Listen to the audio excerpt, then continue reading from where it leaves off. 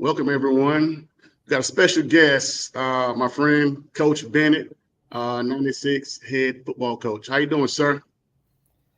I'm doing a little better each week. Just we I'm proud of our kids. They showing up, working hard, and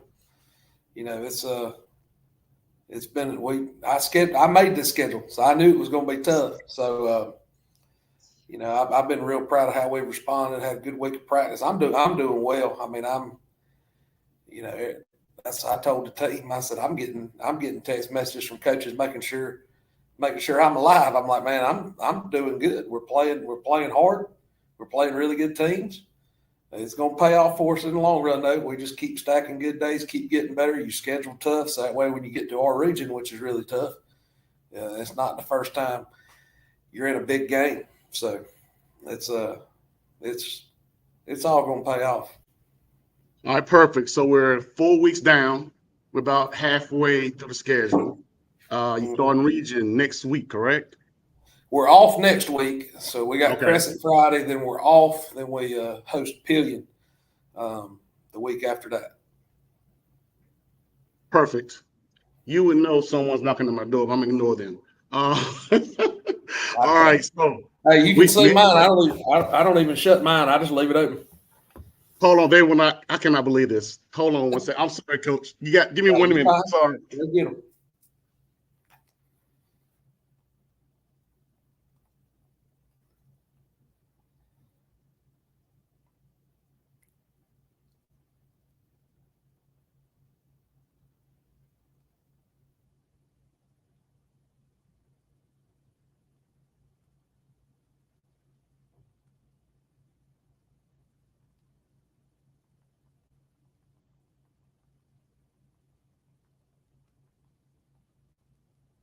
Sorry, Coach. We're doing construction down here, man, and they out there doing the roof and the whole 9 yards. Sorry about that.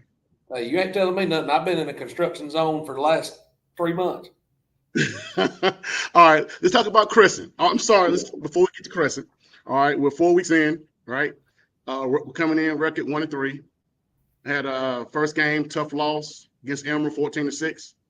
Where it showed, big win, 41-30 at their place. Look like we fell behind the coach in where it shows. Well, did we? We were down 10 at the half.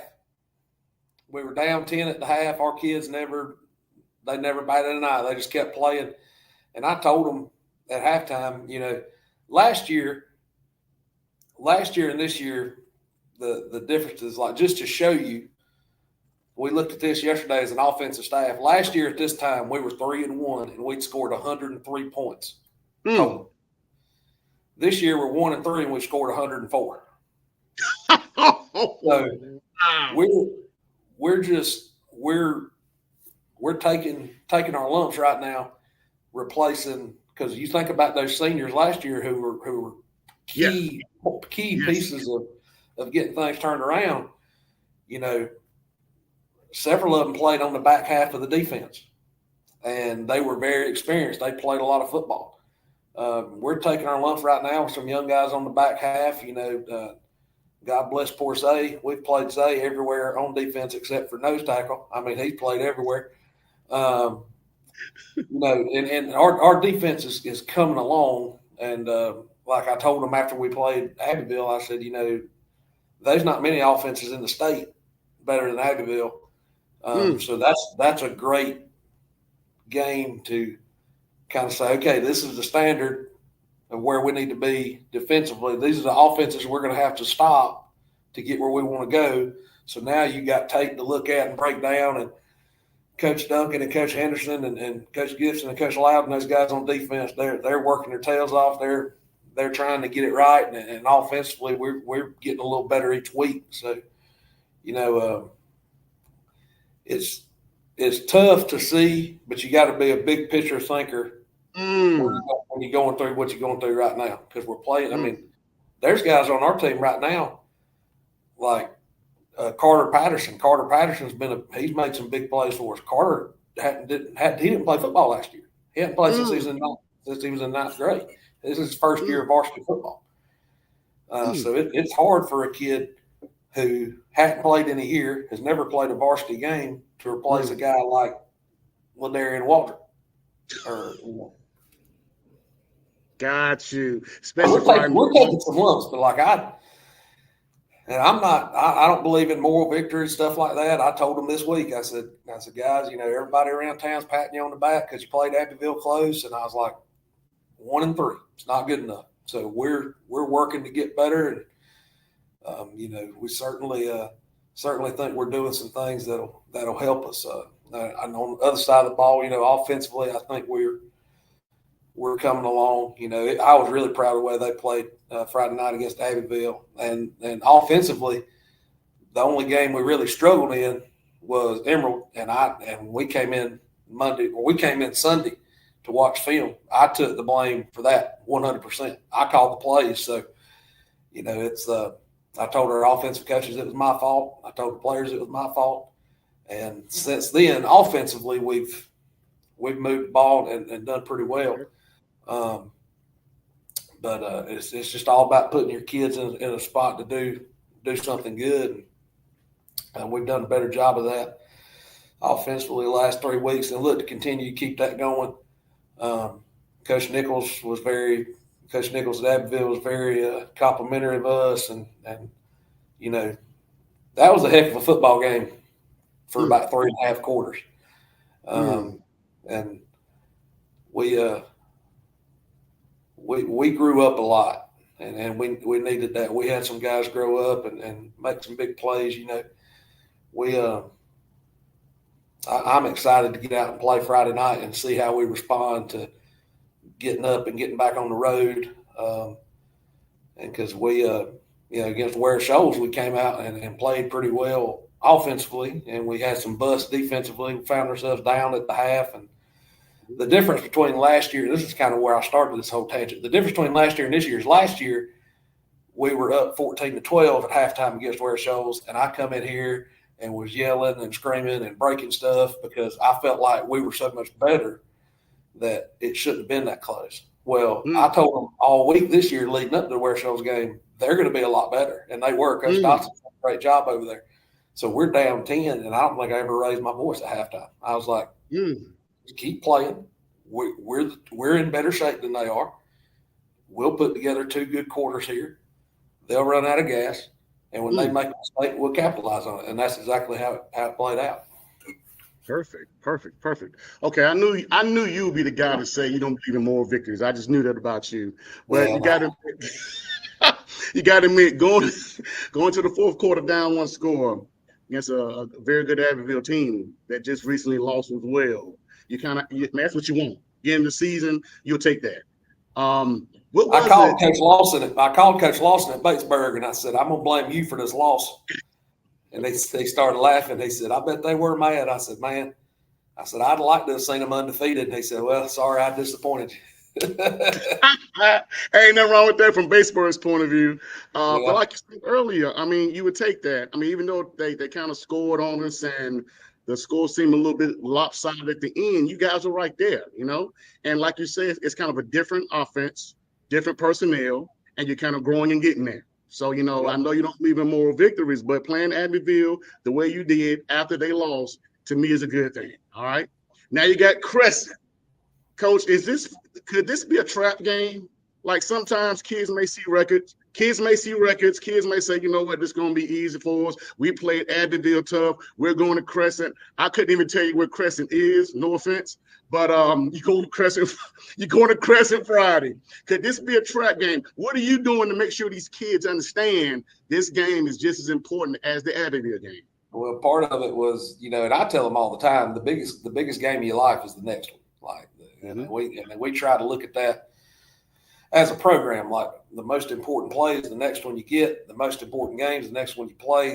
And I've said that this week. It's the biggest game of your life this week. Not because it's Crescent, not because you just played Abbeville close, but because it's the next time you get to go out and show the work that you put in. And we've had a great week of practice. Okay. And there was about a 10-minute stretch there at the end Monday where I thought we lost focus a little bit. So I let them know about it then, and that's when I told them the 1-3 thing. And I don't believe in moral victories, and because I know, me and Coach Duncan, we talked about it Saturday. We were up here doing a little tape, and he's like, Coach Duncan, he's all raspy, boy. Man, I'm telling you, everybody's calling me, telling me how good we played. We got beat by 3 scores. Like, he's losing his mind.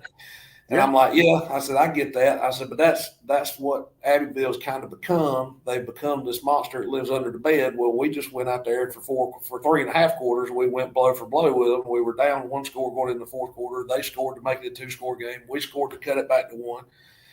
And then we finally got a chance to get them stopped, and we get a targeting penalty, and that's which I sent off to the high school league, and I did everything you're supposed to do there when you don't agree with the call, and they did what they do. They said, "Hey, sorry," but it's you can't hang your hat on. And that's what I told them after the game. We're not blaming this on officials. At the end of the day, you still got 4 downs to stop them, and we did. But Crescent could be a trap game for both teams, because they could look at our record and say, "Man," but I know Coach Evans over there is doing the same thing I've been doing all week. Like, he's telling them they just got done giving Abbeville everything they wanted, and I'm telling our guys their 3 losses. They lost in double overtime to Palmetto, who beat us over at Greenwood in the Jamboree. Give me some monster energy. Saluda beat them, and Mountain View Prep beat them. MVP, who's got the best running back in the state, transferred from Broome High School. They got they're Spartanburg County All-Stars. They've lost. They're just like us. Me and Coach Evans actually had this conversation when we were scheduling this game. We were like, we don't take this game with each other. We may get stuck with, somebody else, or having to go out of state and play a school in Georgia. Yeah. Have to play a 4 or 5A school, and that's just, we took this, we were going to scrimmage each other. And then once they had a team drop them, we had a team drop us. And it was like we were both scrambling. And Coach Evans and them, Crescent's got a good team. Their defensive coordinator, Ryan Masters, he and I work together. So there'll be some familiarity there. And I got a lot of respect for those guys, and they got some players. We do too. So, it should be a good football game, man. Hopefully we go out there and execute at a high level, because if we don't, we'll get beat. And that's what I've told our guys all week. They've answered the bell. They've had a good week of practice. We got Silent Thursday today, and I got the script all laid out for that. We got a JV game tonight. We're looking forward to it. It'll be good. It's a nice little long road trip. Take us about an hour and 15 minutes to get there. We getting out of school a little early, so we can kind of keep our Friday routine the same. Because I like the way Fridays have been going for us as far as a schedule. I think we've kind of found a little rhythm. Last week we actually came out and put together 4 quarters offensively. So. I like it. Mr. Sproul's been great about letting me get them out a little early, get the coaches out a little early. We can eat team meal earlier, so we can be off campus by the time all the traffic backs up, and we can be out of here in time to get us over there in plenty of time. Perfect. All right, Coach. Are you where you want to be coming out of the summer workouts, beginning of the season? No, I want to be 4-0. I knew that. How did I know that was coming? But as far as the overall state of your team, as far as them growing, because it could be fair to say that the pre-region games are just that, pre-region. Pre-region games get you ready for region.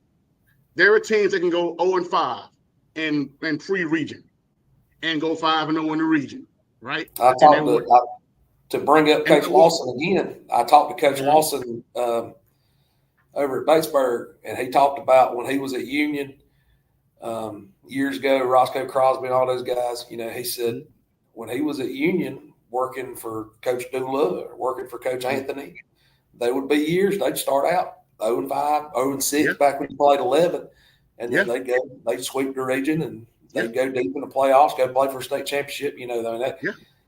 That's what, as far as the non-region schedule preparing us for the region, I think we're in a good place because we played some really good football teams. The team that I knew when we signed the deal to play them that I knew was going to be a tough game was Blackville Hilda.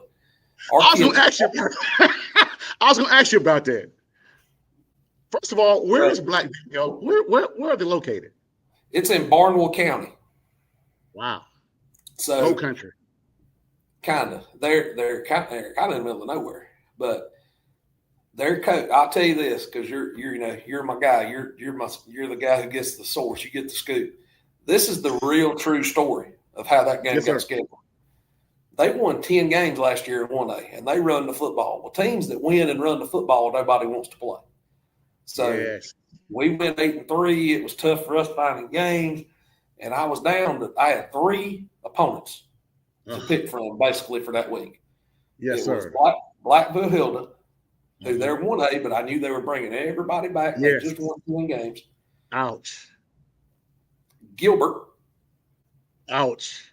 And Coach Leapart, who Coach Duncan used to work for at Gilbert, Leapart's now their district AD. He called me, and as we're talking on the phone, I'm looking at their roster from the last year where they won a bunch of games, and I just see junior. Yeah. And then Coach Cab at Chapman called me. Those were the 3 options that I had, and I knew Chapman in their non-region, they schedule really hard in non-region. They play Burns, Boiling Springs. They play all these big Spartanburg County schools, and I just felt like the better game would be with Blackville because it's a small community. Yeah, they got a lot of pride in their program. Traditionally, it's a little 1A powerhouse. And Coach Kevin Jones has done a good job getting them back to that. They got a running back, number 4. He's committed to Carolina. We played Carolina commits the last 2 weeks. So I knew it'd be a good game, a good physical football game, and it was. It was of all our games, it would have been the one I would have paid money to watch. I mean, it was a great back and forth. Down 13 at half, come back.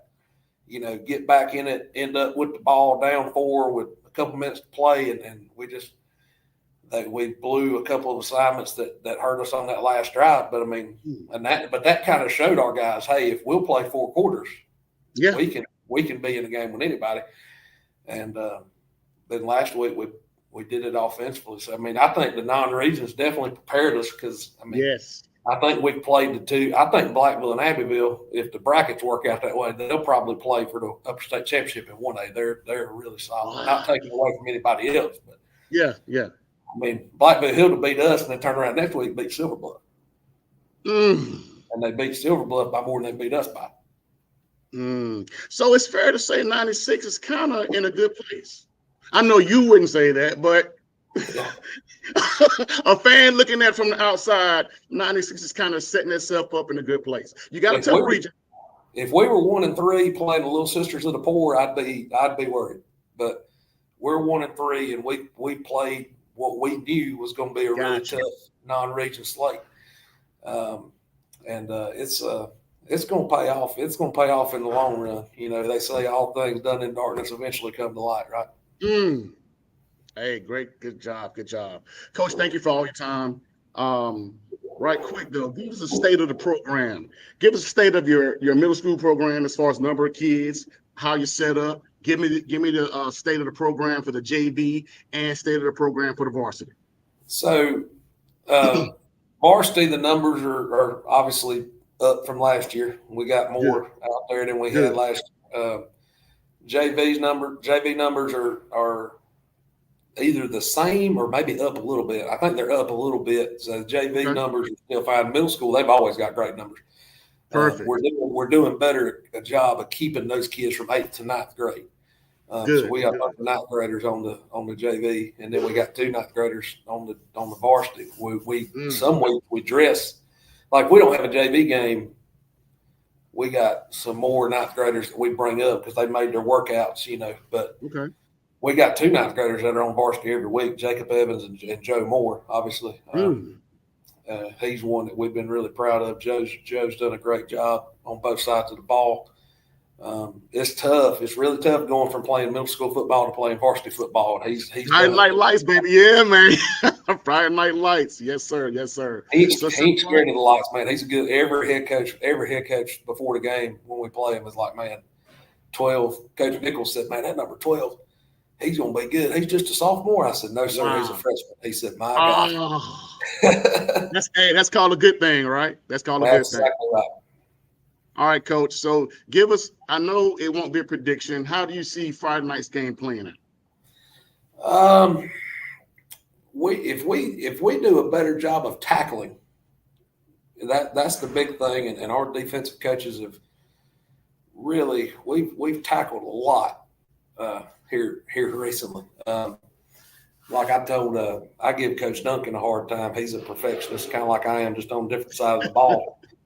And we were talking about practice yesterday, and he said they've been doing this tackling circuit, which is great. It gets a lot of effort, a lot of form, a lot of high effort reps, and but kind of low risk. You know what I mean? So it's smart way to work tackling. It matters. Said, I took tackling circuit off the defensive script, and I said, well, if we couldn't block offensively, I promise you we wouldn't stop working blocking. And he said, I'm putting it back on. So they've done tackling circuit every day this week. So if we come out and tackle well, don't give up the big play, that's got to be what we plan to do defensively and offensively. Just we got to be who we are, which is we got to be able to run the football, control the line of scrimmage, and be effective in the passing game. Carver's actually thrown it. His numbers are higher as far as like completion percentage. He's doing a better job since we've kind of moved more under center. I told him the other day, he against Abbeville, we sprinted out and he threw flood route to Zay, and he stepped up in the pocket. He rolled out. We had it sealed. He didn't take off running. He didn't panic. He set his feet, stepped up, and delivered a strike to Zay. And I said, Carver, I've been trying to get you to do that out of gun for 2 years. I said, now I put you under center, and now you playing quarterback. So if we can be effective in the passing game and control the line of scrimmage, and just limit our missed assignments, we got a chance to go out and have a good night. But if we take this group lightly, they'll beat us because they looking for a win. They need one as bad as we do. Yes, sir.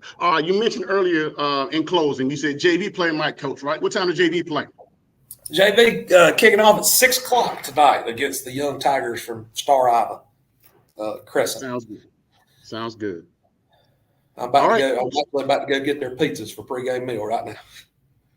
Thank you so much, Coach. I appreciate you. Oh, in closing, give me a practice player of the week. Practice player of the week last week, or for this week? Last week. I've actually got it. I got to go check it. I'm pretty sure it was Preston Powell. Preston Powell was practice player of the week. Yep. Preston Powell was practice player of the week last week. The week before that, you want me to go ahead and shout out all the practice players of the week since we're here? No, I just need it for this week. This week now. Okay. Do me a favor. I don't have a pen right here. So text me his name, Coach, if you don't mind. I will. I'll shoot you a text right now. Thank you so much, Coach. I appreciate your time. Appreciate you, man. We'll talk to you next week, all right? We'll do it. Thank Coach. All right. Thank you. All right.